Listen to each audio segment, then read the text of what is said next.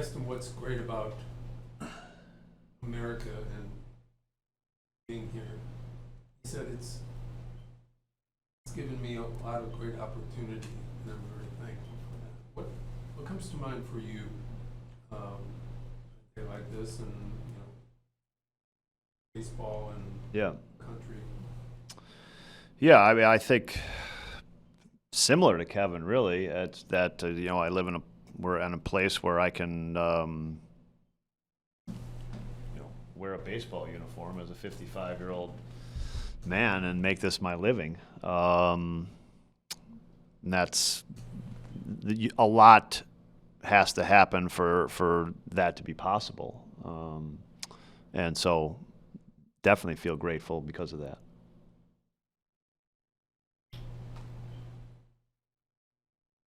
Seen kind of over the last couple of years where Pete, the way that I praise and fans chanting his name when he goes up to bat in certain spots, where the way that he's adjusted to how he handles that pressure that goes along with that. Just from your perspective, what have you seen about how he's grown in that way? Yeah, I mean, look, he's just he's got more experience with handling it. I think every player's, when they get into a big situation, like you need practice, kind of like how does it affect you, like being in a bigger situation.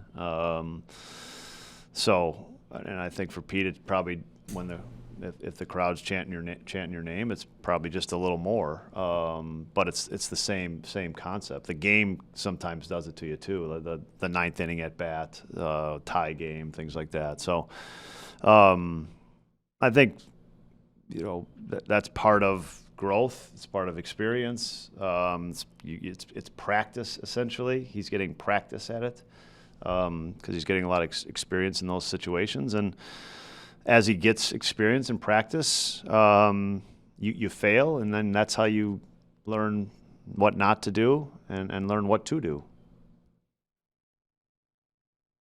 Especially the month that he's had this season, the last 2 seasons that he's had, what does it do like for the game? Like, is it especially the way he plays, and like obviously there's always talk about like growing the game, but like his play, what does it do for just the sport overall, and having young talent to kind of Yeah, look, I mean, the great players are the ones that I think anybody with kids will tell you, like that's who gets the attention. That's if you go to a youth game right now, you're seeing like neon colors all over the place because the stars are wearing neon colors on their uniforms. So I think those become the role models for the game. And I think, in Pete's case, what's fun to watch is that there's something in every part of the game that he is able to do. And he also does it, like as not he's not some huge person that does it. He's pretty normal sized person that can do it. And I think that's also creates a connection with fans, and he's an entertainer. I mean, he's an entertainer, right? He loves that part of it. He's good at it. He's naturally wired to do it. So you get a lot of it. When you have a situation like yesterday where a guy like Wilson has to wear it for the team, I know it's appreciated inside by the group and yourself and the coaches, but how hard is that for a guy on his career, on just what he's trying to accomplish? Yeah, I mean it's never a good feeling, frankly, and it's the bad things about games like that. It's the worst thing about games like that. Is that. Is Shota pitching in your rotation pitchers life, and how do you think? What do you think?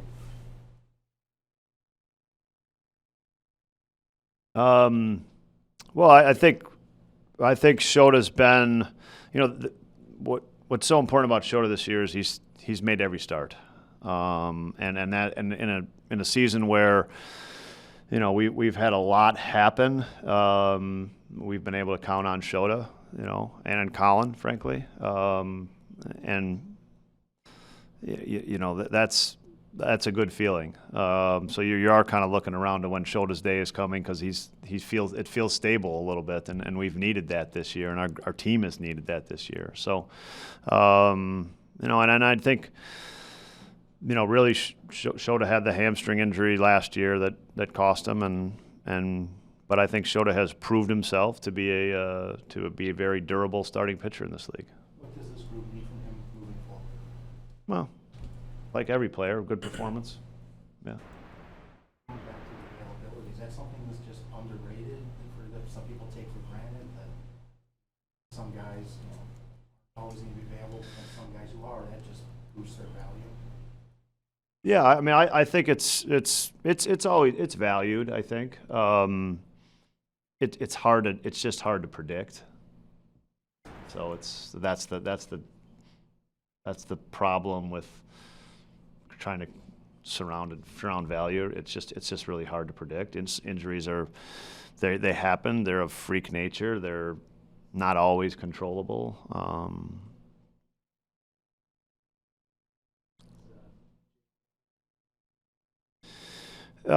Jake Woodford we have to kind of finish the final steps, but he's hopefully active. Yes.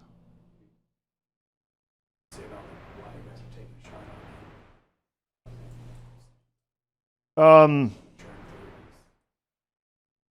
I think we're trying to create some availability and make sure that kind of regardless of what happens in a game, that we're ready for the next game.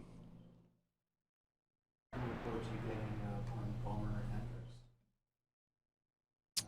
Hendricks? I mean, I think they've pitched once, so I don't have many updates there.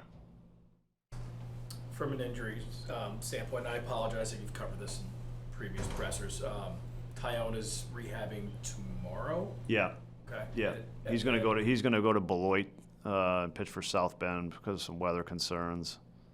And Maybe then weather concerns there too, but Shaw. least of the weather concerns. Then Shaw. Shaw will not return before the All-Star break. He is. We're still at kind of just testing it out phase.